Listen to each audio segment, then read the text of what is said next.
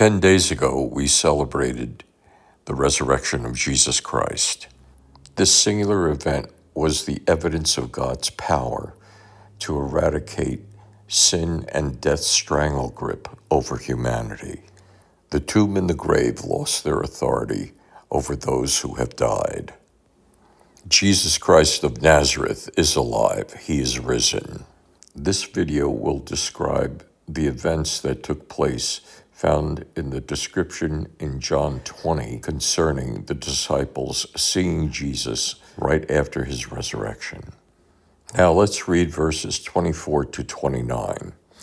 Now Thomas, also known as Didymus, one of the 12, was not with the disciples when Jesus came. So the other disciples told him, "We have seen the Lord." But he said unto them, "Unless I see the nail marks in his hands, and put my finger where the nails were, and put my hand into his side, I will not believe." A week later, the disciples were in the house again, and Thomas was with them. Though the doors were closed and locked, Jesus came and stood among them and said, "Peace be with you." Then he said to Thomas, "Put your finger here in my hands, reach out your hand and put it into my side, and stop doubting and believe." And Thomas said to him, "My Lord, my God." Then Jesus told him, "Because you have seen me, you have believed. Blessed are those who have not seen and yet have believed." The image that you see before you is painted by Caravaggio, a 15th century Italian painter who depicted the events that I just read, where Thomas is being instructed. No, he's not only being instructed, he's actually having his hand moved into the wound by Jesus himself. This now is the point when Thomas became a believer. The image on the screen now is by another painter who's inspired by Caravaggio, who also shows how Jesus now is leaning back, and the intense stare of the disciples, especially in the forefront where you see Thomas placing his finger in the wound. This is the point of faith. It went from doubt to complete faith, and the only thing that Thomas could say is, "My Lord, my God."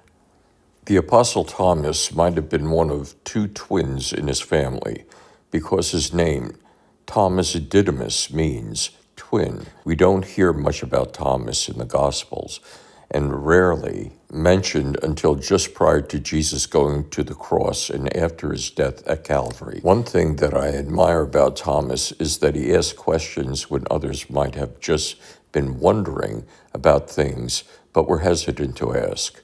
For example, when Jesus said that he was going away and that he was going to prepare a place for the disciples and would come again for them in John 14, 2-4, everyone was silent.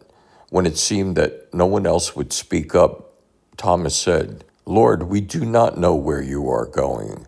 How can we know the way?" In John 14:5. And the other disciples may have been thinking the same thing, but Thomas wasn't shy about asking. At least he asked where Jesus was going, to which Jesus responded by saying, "He is the way, the truth, and the life," in John 14, verse 6. The question arises is, what does it take, or what will it take, to change your doubt to belief? For me, it was the empty tomb. When I saw that, I believed. Now, the painting that you see on the screen was done by Rembrandt, and he again was a 15th century painter. He, however, depicts Thomas interacting with Jesus Christ, where Jesus Christ is just showing him the wound, not even as yet placing his finger in the wound. Rembrandt paints Thomas as if saying, "Whoa, I got it, you're real. You're really Jesus." I'm really not trying to make light of this, but I have to tell you that I love the different perspectives that people have as they paint things like this. And that's what I love about the art world itself. It's the individual, and it's the individual, you and I, how we see Jesus Christ, that is our determinant toward our belief system toward him. The question is, are you a doubting Thomas? If you are, what do you think it will take for you to have the switch in your mind flipped to becoming a believer? Thomas ultimately was a fisher of men.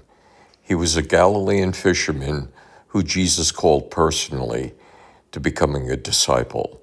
Jesus saw potential in him, and he knew that when Thomas fully believed that he would do wonderful things to spread the gospel throughout the world, which Thomas in fact did. He ended up going into India and was the first apostle to preach the gospel to the people in India. The strange thing that transpired in his life was that Thomas angered a king in India, and the king had one of his men thrust a spear into his side, and it caused him to die from that wound. If the account is accurate, the wound in Jesus' side, which caused Thomas to believe, is the vehicle that caused Thomas to die. But it is the same resurrection power that Jesus had when he was raised from the dead that brings us into his presence eternally. For the assurance of salvation, repeat Romans 10, verse 9 with me now.